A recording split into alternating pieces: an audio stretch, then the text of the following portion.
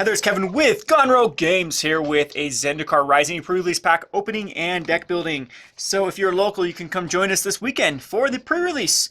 We do have some spots available for the pre-release. I'm trying to figure out how to get this knife open. Smarter than I am. So let's see what we have with the pre-release pack we'll open through. I'm not even actually that familiar. I still don't think I've gone through spoilers. This is how out of magic I have been that this knife didn't cut. Now Zach's going to do it for me. Oh, look at that. That I don't even know what's contained in here common-wise. So I saw some of the spoilers, then got busy with stuff, and yeah, so we'll go kind of slowly through these packs. All right, let's go through. The promo is going to be the Rolling Vortex at the beginning of your upkeep. The Rolling Vortex deals one... Okay, at the beginning of each player's upkeep, Rolling Vortex deals 1 damage to them. Whenever a player casts a spell, if no mana was spent to cast that spell, Rolling Vortex deals 5 damage to that player. Your opponents can't gain life this turn for 1 red activation. So, yeah, I guess it can have sideboard play against certain decks that try to spit out, like, I don't know, I guess robots and stuff with Mox Opal being banned. Isn't that big of a deal now, but I'm sure there are still plenty of other decks that try to cast free stuff, and that will get around casting of the free stuff. We have the first pack that we are going to open is going to be, so it looks like the order these ones came from the States then. You can always tell where the packaging was. The packs will come from Europe or Asia. They'll be in front of the rares and uncommons, and then the commons will be in the back. All right, so anti-cognition? Counter target spell or planeswalker spell unless its controller plays 2. If an opponent has 8 or more cards in their graveyard, instead counter that spell. And then scry 2. Okay, not terrible. That's a pretty good card, actually. Very playable. The Kabir Outrider enters the battlefield. Target creature gets +1/+1. For each creature in your party, it's a human warrior. We have the Scavenge Blade. When Scavenge Blade enters the battlefield, attach it to a creature controller. Creature gets +2/+0, equip 3. Broken Wings destroys artifact, enchantment, or creature with flying, but it costs 3. We have the Drana Silencer. Enters the battlefield, target creature your opponent controls gets -X, for X is the amount of people in your party. Is 6 mana though, and it's pretty costly. Expedition Champion gets +2/+0 as long as you control another warrior. Vanquish the Weak, reprint. We have the Seagate Colossus, spells one less for each card you have in your each creature you have in your party. Lots of party stuff. Dies, put some counter on target creature control, 2/3 for 3. The Risen Riptide, whenever you cast a kick spell, it becomes a 5/5 base power and toughness. Kind of filler for 3 mana. The Soaring Thought Thief. Opponent has 8 or more cards in their graveyard. Rogues you control get +1/+0. And whenever 1 or more rogues you control attacks, each opponent mills 2 cards. So it's very similar to the card that was just printed in the Commander. It's probably in that Commander set. Who knows? We'll have to look at that. Thwart the Grave. This spell costs 1 less for each creature in your party. And then you can return a target creature card and up to 1 target cleric, rogue, warrior, or wizard from your graveyard to the battlefield. Next up, we have the Fireblade Charger. As long as Fireblade Charger is equipped, it has haste. When Fireblade Charger dies, it deals damage equal to its power to any target. That's kind of cool. So it's going to deal the damage based on its power, which will read any sort of pump or equip spells. So not a bad card whatsoever to pump up and then fling. Pretty cool card. Goblin Warrior. All right, we have the Ondu Inversion as our first rare. Destroy all non-land permanents, and it flips over to the... just enters the battlefield tapped for a white. So it's an 8 mana spell or a tapped land for white. Not too shabby. Not too shabby at all. Kind of like a commander card, I would say. Yeah, I don't know if Control's ever going to play it in like a constructed format. And we have an island and an insect token. All right, we'll kind of go through these a little bit quicker now that we've got a gist of what's in the set. And then we'll kind of theorize of how this deck would be built. Alrighty, so we have a Smite the Monstrous, which is a reprint. We have an Into the Royal, which is a reprint. Pretty good card, though. We have the Protector in this battlefield. Creatures you control gain indestructible until end of turn for a 3. This is actually a really good tempo card. Really good tempo card. We have the Kazandu Nectar Pot. 1/3 landfall, enters the battlefield. You gain 1 life. Pretty good. This is a pretty good life gain card for sure. The Ghastly Gloom Hunter. Zombie Bat, if it's kicked, it enters the battlefield with 2+1/+1 counters, has flying and lifelink 1/1. Not a bad card too because it's a 3/3 if you can afford it, a 1/1 flying lifelink if you can't. Really good card for limited. The Living Tempest, a flash flying 3/3. Strength of Solidarity. Choose target creature you control. Put a +1 counter on it for each creature in your party. That's kind of cool. Another Seagate Colossus. A Disenchant. I wonder how relevant it will be in this format. The Turnit Timber Ascetic. Enters the battlefield, you gain 3 life and is a 5/4. The Core Blade Master, it's a 1/1 double striker. Warriors have, or double strike equipped warriors you control have double strike. So got a kind of decent little warrior theme going on here for some of the cards we've pulled. A little other decent little rogue one, but warriors are so far looking the best. And the Skyclave Pickaxe enters the battlefield attached to a creature you control, and then whenever a land enters the battlefield, it gets +2/+2, and then a quick equip 3. Then we have the Song Mad Treachery. Gain control of target creature until end of turn. Untap that creature, it gains haste. And this is a flip. I'm like, yeah, that's pretty expensive for just an act of treason. But the flip is right there, so that's kind of cool. An act of treason on a flip card with the Song Mad Ruins, which is either just red mana. And then for our rare, we have the Yasharn, Implacable Earth. When it enters the battlefield, search your library for a basic forest card, a basic plains card, reveal those cards and put them in your hand, and players can't pay life to sacrifice non-land permanents. It's a pretty strong card for limited. You get a 4/4 and then 2 lands to add to your hand. Then we have a mountain and a Welcome to Arena. I thought they got rid of these little... I thought those were attached to tokens lately. I guess not. Alright, we have the Synchronized Spellcraft. Deals 4 damage to our creature and X damage to that creature's controller, where X is the number of creatures in your party. So it's always do 4 damage to a creature, and then the damage will be based on your party. We have the Cascade Seer. Enters battlefield, you scribe with how many people have in your party. The Farsight Adept, 3/3 enters the battlefield. You and target opponent each draw a card. Kind of cool for Commander, but I don't know if you want to be giving your opponent card advantage. The Tormenting Voice. The Adventure Waits. Look at top 5 cards of your library. You may reveal a creature card from it and put in your hand. If you don't put a card from your hand this way, you draw a card. So if you miss in your top 5, then you can just draw a card anyway. So this is a really cool way to fix these from ever missing. The Blood Beckon Kicker. Return target creature card from your grave to your hand. If it was kicked instead, return 2 target creatures from your grave to your hand. Pressure Point. We've seen that before. Tapping a creature and drawing a card. Feed the Swarm. Destroy target creature or enchantment and opponent controls. You lose life equal to permanent's current mana cost. So what a lot of people are up in arms about of giving enchantment removal to black. But this is definitely a good card to be playing in limited. Grotog Bugcatcher. Whenever the Bugcatcher attacks, it's +1/+0 for each creature in your party. And it's another warrior, which we're going to go with the warrior. So we can kind of get like a warrior party sub-theme going. That's pretty strong. A Cat Beast, which puts a +1/+1 counter every time a land enters the battlefield. It's pretty sweet. Vigilance, 2/3. That's a pretty cool card. Gets bigger and bigger and bigger as the game goes on. And there we go. We got another Kargan War Leader. I think we're going warriors. There are a lot of warrior tribal in these first 3 packs. And then we have the Shadow Stinger. Tap another untap rogue you control. Shadow Stinger gains Death Touch. Now we're getting more of the rogue cards, and whenever it deals damage to a player, that player mills 3 cards. Got thing in limited that mill is super powerful. And then we have this Sageri Shelter. Creature gains protection from the color of your choice in a turn, or it's a land. That's a pretty powerful card. I like this card. I like this card a lot. So it's in play, tap land if you need it. Pretty sweet card. And then we have the Skyclave Apparition. When it enters the battlefield, exile up to 1 target non-land permanent you don't control with converted mana cost 4 or less. And then if it happens to leave the battlefield, the exiled card's owner creates an XX Blue Illusion creature token, where X is the converted mana cost of the exiled card. Very powerful, because you can kill something and then give it basically a kind of worse ability. I mean, converted mana cost wise, just getting a creature out of that is much worse off than what you're getting on the non-generic creature. So this is a pretty sweet rare to pull. And we have a Swamp. And you can use this to represent a double-face card. That's kind of sweet. All right, so we are on to pack number 3. Pack number 3 is going to have another Synchronized Spellcraft, which is still good for our warrior type theme, giving us some removal in the top end, which that doesn't matter as much. Where the removal, you don't need it as early when you're the aggressive deck, where you're putting out 1s, 2s, and 3 drops, and then you can rely on your removal spell being 4 or 5s. No problem. A lot different from control, wanting early control spells, like our mid-ranger control. The Tazim Royal Mage enters the battlefield. Return target instant sorcery card from your graveyard hand if it was kicked. The Farsight Adept. When it enters the battlefield, you and target opponent draw a card, so we have another draw card. The Fissure Wizard.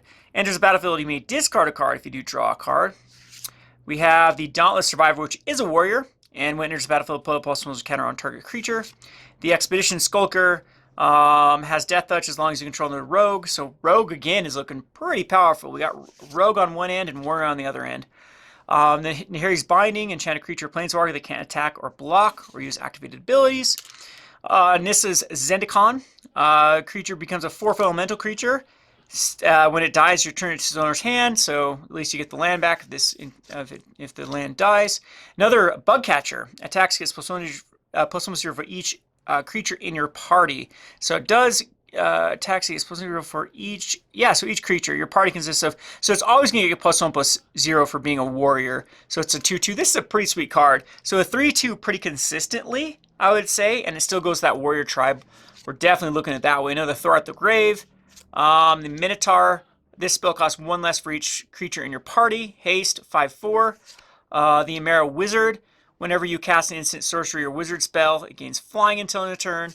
And, okay, I guess we can play the same rare, a 4/4. I don't know if having multiples of these in the same. I don't know if it's very strong to be a rare. It's a very strong card. But for limited, it's not as strong as it is, and for like constructed with the ability to to be put in a specific base deck. I don't know at that point getting a forest or a plains it's going to thin your deck out, but if it's really going to be that necessary. All right, so then we have a Mind Drain. Target opponent mills 2 cards. No, target opponent discards 2 cards, mills a card, and loses 1 life. You gain 1 life. Okay, and then an island. And then a copy. That's kind of cool. Weren't these copy tokens going for a lot in 2XM? Well, they're reprinted here. All right, let's go with the next pack. We have the Negate. A practice tactic. Choose target attacking or blocking creature. Deals damage to that creature twice the amount of creatures in your party. Another Fissured Wizard, which is good for our party stuff. Broken Wings. Haggard Constrictor. The Tauju Snarecaster, a 1/4 rogue. The Royal Eruption deals 3 damage to any target. If it's kicked, it's 5 damage. That's pretty sweet. That's his sorcery spell, though. Man, I'm really liking red-white so far. Strength of Solidarity. Green-white also, just because of some of the bombs we have, could be a possibility. Living Tempest. Another Seagate Colossus. The Merfolk Falconeer.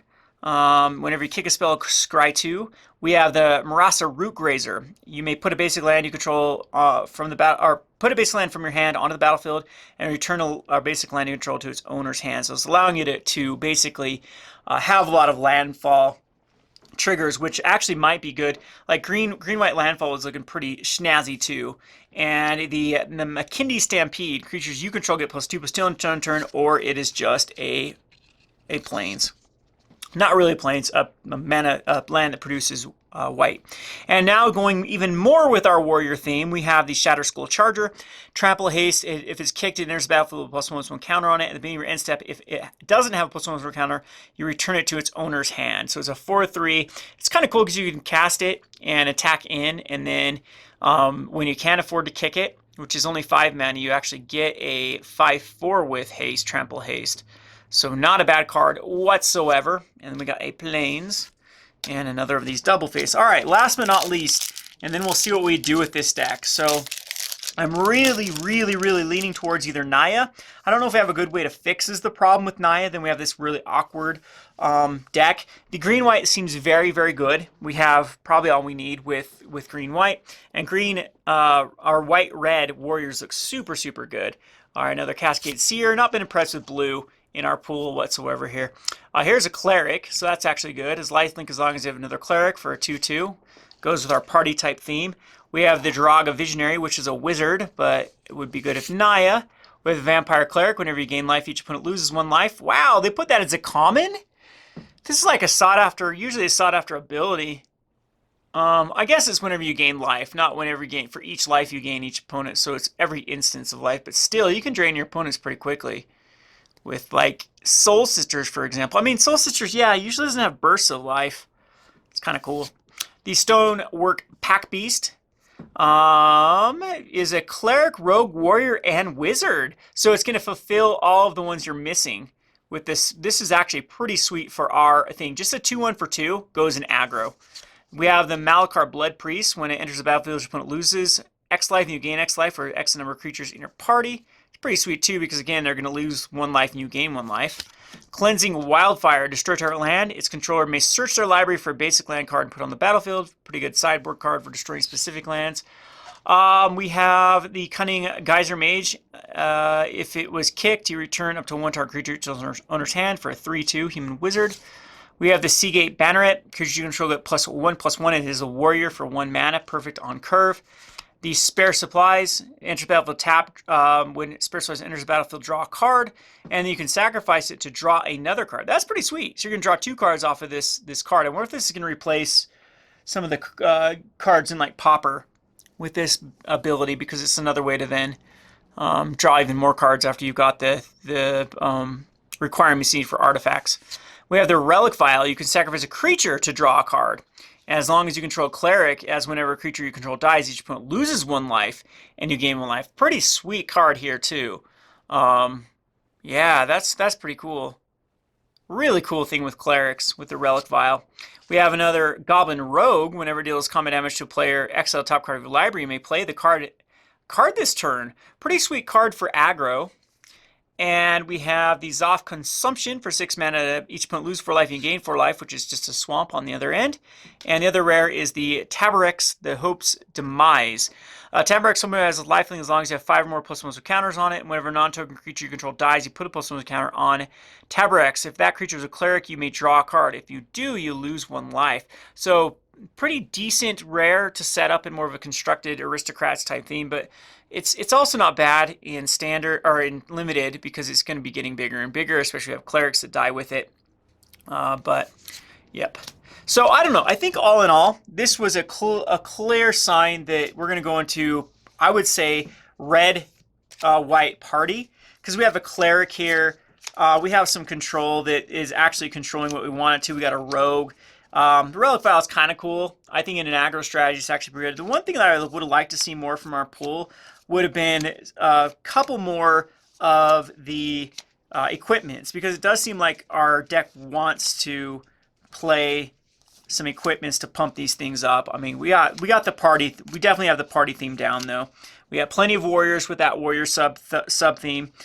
We have, I mean, Naya looks kind of good to go to, but I don't think that any of these cards are worthwhile to go into it. I actually don't even think our 4/4/4 is enough of a bomb to really justify going into Naya or going into green-white. I mean, green-white looks kind of cool with a lot of these strengths of solid areas, but it did seem to be light on like creatures that wanted to be in the deck. We have a lot of these like defensive creatures, and I don't think that's where 4/4/4 wants to be, is paired with like a bunch of 1/3s and 1/4s. These type of cards you definitely are trying to go the late game with some sort of bombs. The other one that I think would be pretty neat to go into would be like black does have some really good creatures here that seem to be evasive and can definitely get the job done with their aristocrats type fill. So a wizard here, the practice tactics going with the removal. We have 2 of these guys again. They just don't feel that bomby when you actually read what they do. They're great and constructed for getting that. I mean, you're basically drawing 2 cards and having a 4/4 body with this card. So it's great when you're like curving out into bigger stuff. But for limited, I don't really think that's the way we want to go. Really good warrior. If we go into black, though, we got a lot of recursion and like that cleric type theme with the Relic Vial. I could see that being a thing. But I would think just going the safe route of aggro. We have plenty of removal. It looks like all of our removal, all of our really good removal was in the red and white. And so we have plenty of them to go with it. We have plenty of wizards. What is it? So we have wizards, clerics, rogues, and warriors, right? That's what constitutes a party. And it looks like we got everything. There's a wizard. We can even run these wizards that draw cards if we needed to, just to satisfy our party stuff. So we even have this Core Spirit, which I think is worthwhile playing for the 2/2 that just destroys something. And then they have to actually take care of the Skyclave Apparition by the time they, if they actually want a token back. So I think that's a pretty good card.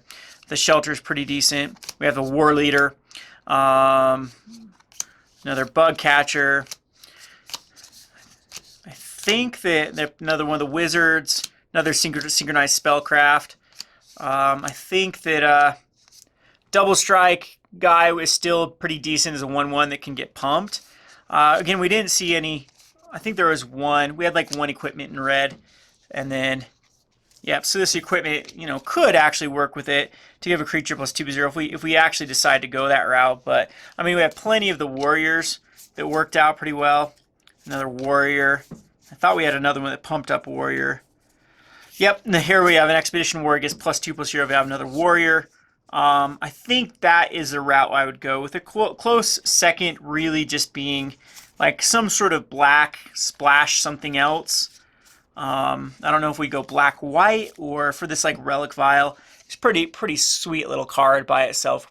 Wish I would have had a deck that would have built around that a little better. The thing is, this Rolling Vortex actually be played in this aggressive type shell too, where it's at least going to dish off a damage per turn, so it's going to add up quickly, and you can actually stop your opponents from gaining life, which may or may not be relevant in this set. So kind of first look at Zendikar. That's basically what we'd run with. Of course, you'd have to then get down the numbers or the curve of what this deck is going to look at. Like that's one of the reasons too to go in this strategy. You can see 1s, 2s, 3s galore. That's exactly how you want to curve out.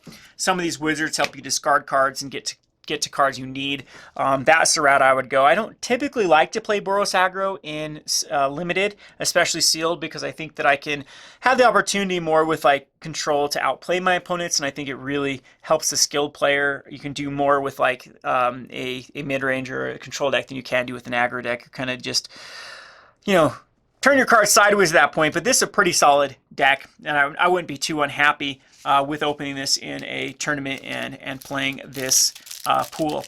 I hope you enjoyed this video for the Zendikar Rising pre-release kit opening. Maybe we will go ahead and open up like a set booster or something. Since I did get a pre-release pack, we're supposed to give a set booster out for people that bought a pre-release. I bought a pre-release, right? That counts. Maybe we'll do that and showcase what we get. Anyway, hope you enjoyed this video. This has been Kevin with Gone Rogue Games. Thanks for watching.